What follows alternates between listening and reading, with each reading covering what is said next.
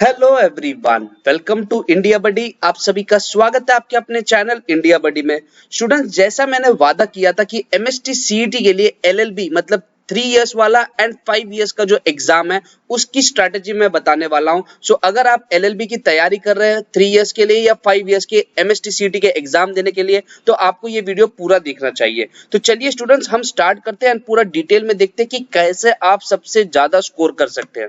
तो सबसे पहले हम देखेंगे कि इस वीडियो में हम कौन से टॉपिक को कवर कर रहे हैं। हमारा एम यहाँ पे एकदम क्लियर है कि हमको 150 मार्क्स स्कोर करना है। 150 आउट ऑफ 150 एलएलबी के 3 इयर्स का पेपर दे रहे हो या आप 5 इयर्स के लिए दे रहे हो, तो ये वीडियो उन्हीं स्टूडेंट्स के लिए जो आउट ऑफ मार्क्स स्कोर करने की सोच रहे हैं। दूसरी इंपॉर्टेंट चीज है कि हमको कहां से पढ़ना है, सोर्सेस क्या है उसके बारे में मैं बताऊंगा। एंड तीसरी है कि smart work versus hard work. मैं आपको बहुत अच्छे स्ट्रेटेजीज दूंगा जिसमें आपको बहुत इजीली आप बहुत ज्यादा स्कोर कर सकते हैं। तो चलिए स्टूडेंट स्टार्ट करते हैं। सिंस स्टूडेंट एमएसटी सीईटी का जो 5 इयर्स एंड 3 इयर्स का अगर आप देखोगे तो लगभग जो क्वेश्चन में जो सिलेबस है वो लगभग सेम है, इसलिए मैं दोनों को एक साथ आपको यहाँ पे बता रहा हूँ। तो फिलहाल मैंने एग्जाम्पल में सिलेबस जो है वो 2021 का लिया है। अगर आप आगे के ईयर्स में भी देख रहे हो तभी भी आपके लिए सेम स्ट्रेटेजी रहेगा। सो पहले मैं आपको बता दूं कि अगर आप 5 इयर्स के लिए देखते हो सो आपको 150 मार्क्स के क्वेश्चन तो रहते हैं, लेकिन वो अलग अलग टर्म्स में डिवाइड हो रहे हैं। पहला है legal aptitude and legal reasoning, दूसरा है general knowledge with current affairs, तीसरा है लॉजिकल एंड एनालिटिकल रीजनिंग, फिर मैथ्स आता है एंड इंग्लिश आता है। ये तो हो गया जो बच्चे 5 इयर्स की एलएलबी के एग्जाम की तैयारी कर रहे हैं।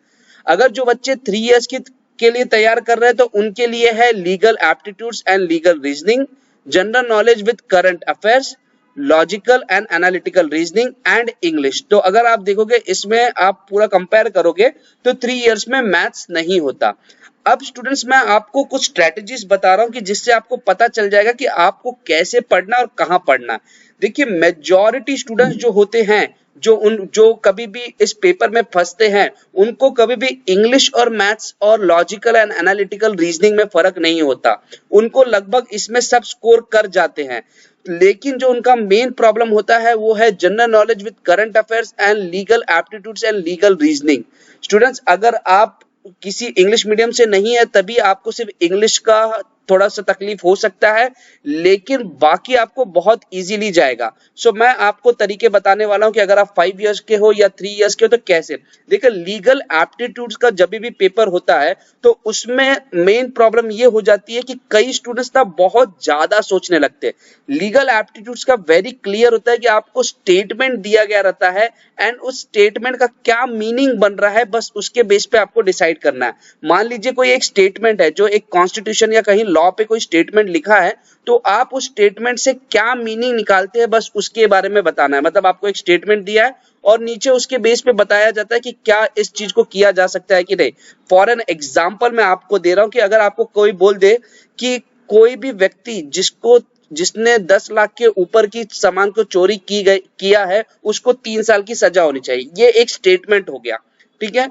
अब आपको जो सेकंड जो आपको क्वेश्चन पूछा जाएगा वो पूछा जाएगा कि एक व्यक्ति है जिसने 8 लाख रुपए की चोरी की है, तो क्या उसको 3 साल की सजा मिलेगी कि नहीं। तो आपको बहुत क्लियरली मालूम है कि आपने बोल दिया कि 10 लाख के ऊपर, मतलब आपने उस चीज को एनालाइज कर लिया कि हाँ 10 के ऊपर रहेगा तभी 3 साल की सजा होगी। तो इसके केस में आप बोलोगे नहीं, इसको 3 साल की सजा नहीं हो सकती।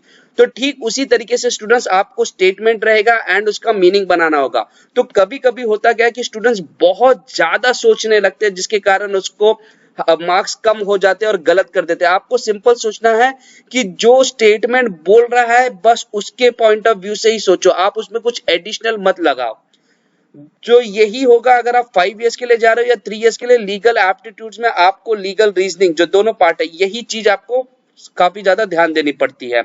लॉजिकल एनालिटिक जो है लॉजिकल एंड एनालिटिकल रीजनिंग की पार्ट है, इसके लिए तो आपको बहुत सारे बुक्स मिल जाते हैं, जैसे बहुत इजीली आरएस अग्रवाल के भी बुक्स है। अगर आपके पास टाइम नहीं है तो आप प्रीवियस ईयर्स के पेपर्स भी सॉल्व कर सकते हैं। सिमिलरली मैथ्स भी काफी ज्यादा इजी हो जाता है कि अगर आपको मैथ्स अगर बैकग्राउंड है तो आपको बहुत इजी हो जाएगा। इंग्लिश तो आप देखते हो कि इंग्लिश तो नॉर्मल होगा, आपको जिस हिसाब से करना है। प्रॉब्लम होता है general knowledge with current affairs. अब general knowledge with current affairs मैं आपको बताता हूँ कि इसके लिए क्या करना है। देखिए, जनरल नॉलेज आपको जब कभी भी इसका पेपर होता है ना, तो उसके लिए करंट अफेयर्स के जो पार्ट है उसके लिए आप प्रीवियस 1 ईयर तक का करंट अफेयर पढ़ लो। अब प्रॉब्लम ये है कि प्रीवियस 1 ईयर का करंट अफेयर कहाँ पे मिलेगा। मैं यहाँ पे सिर्फ आपको एक सैंपल दे रहा हूँ, आप यहाँ पे कहीं पे भी जाके चेक कर सकते हो, क्योंकि ये एक इजीली फ्री अवेलेबल है, इसलिए मैं आपको दे रहा हूँ। आपको पता होगा दृष्टि आईएएस हर महीने आप देखोगे तो यहाँ पे करंट अफेयर्स के जो मंथली समरी होती है वो बना के देती है, और ये काफी इजीली, अगर आप इस लिंक पे क्लिक करोगे, मैं लिंक आपको डिस्क्रिप्शन में भी दे दूंगा, और नेट पे आपको जो भी ये दृष्टि आईएएस इसलिए मैं बोल रहा हूँ क्योंकि इसका अगर आप देखोगे तो ये इजीली अवेलेबल है। बाकी अगर आपको कोई और सोर्सेस है, आप डेफिनेटली उस सोर्सेस को यूज कीजिए। यहाँ पे मैं किसी को भी प्रमोट नहीं कर रहा हूँ, सिर्फ आपके बेनिफिट के लिए मैं बता रहा हूँ कि यहाँ पे ये चीजें अवेलेबल है। तो अगर आपको करंट अफेयर्स देखना, आप इस पे क्लिक कीजिए। हर 15 दिन का एक पीडीएफ बनता है, और उसमें से सिर्फ आप उनके हेडलाइंस पढ़ लीजिए, उनके अंदर के डिटेल्स पढ़ने की जरूरत नहीं है। तो करंट अफेयर्स आपके बहुत इजीली क्लियर हो जाएंगे। अगर कोई बच्चे को एग्जाम 10 दिन भी बचा है, तभी भी वो 3-4 दिन के अंदर पूरे साल भर का करंट अफेयर इससे कवर कर सकता है।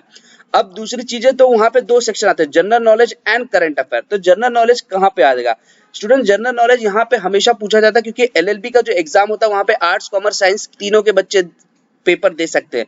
तो यहाँ पे एक इंपॉर्टेंट चीज ये है कि यहाँ पे ये फीलिंग नहीं आती है कि भाई पेपर जो रहेगा वो जनरल नॉलेज का टफ रहेगा साइंस के पॉइंट ऑफ व्यू से। नहीं, यहाँ पे जो भी जनरल नॉलेज बनते हैं वो 10th स्टैंडर्ड तक के जनरल नॉलेज, मतलब आपके ज्योग्राफी का पार्ट आपको थोड़ा बहुत पता होना चाहिए, पॉलिटिकल साइंस का पार्ट पता होना चाहिए, साइंस के पार्ट पता होना चाहिए, और हिस्ट्री को आप थोड़ा बहुत कम कर सकते हैं। सिर्फ इंडियन इंडिपेंडेंस के पॉइंट ऑफ व्यू से देखोगे तभी भी हिस्ट्री काफी यूजफुल है।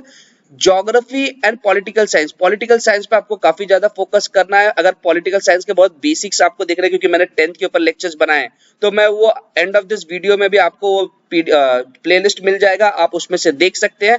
डिस्क्रिप्शन में मैं दे रहा हूं, तो अगर आप उसको देख लेते तो पॉलिटिकल साइंस के बहुत ज्यादा कंसेप्ट आपके क्लियर हो जाएंगे। ज्योग्राफी के भी पार्ट है, तो मतलब आपको करना क्या है स्टूडेंट, सिर्फ 6 से लेके अगर 10th स्टैंडर्ड तक की भी अगर आप फटाफट बुक को पढ़ लेते, सिर्फ ओवरऑल ऊपर से भी अगर आप पढ़ लेते, तो आपका जनरल नॉलेज का पार्ट क्लियर हो जाता है। तो जो पार्ट सबसे ज्यादा डिफिकल्ट होता है लोगों के लिए, general knowledge and current affairs, उसमें अगर आप स्कोर कर लेते हो तो डेफिनेटली आप बाकी सारे स्टूडेंट से आगे हो जाओगे। और जब आप जनरल नॉलेज और करंट अफेयर्स को पढ़ते जाते हो, तो साथ ही साथ आपकी ऑटोमेटिकली आपकी जो थिंकिंग है वो बदल जाती है, तो आपके लॉजिकल जो क्वेश्चंस है वो भी आप बहुत इजीली सॉल्व कर लेते हो स्टूडेंट्स। सो स्टूडेंट्स, ये था वो पूरा तरीका कि जिससे आप एलएलबी के 5 इयर्स या 3 इयर्स का एग्जाम देना चाहते हो और उसमें 150 मार्क्स स्कोर करना चाहते हो, तो आप इस तरीके से कर सकते हैं। प्लीज चैनल को आप सब्सक्राइब कर दीजिए एंड वीडियो को आप शेयर कर दीजिए। मुझे मालूम है आपको ये वीडियो पसंद आया, आप लाइक तो जरूर करेंगे। So thank you very much for watching India buddy. जय हिंद।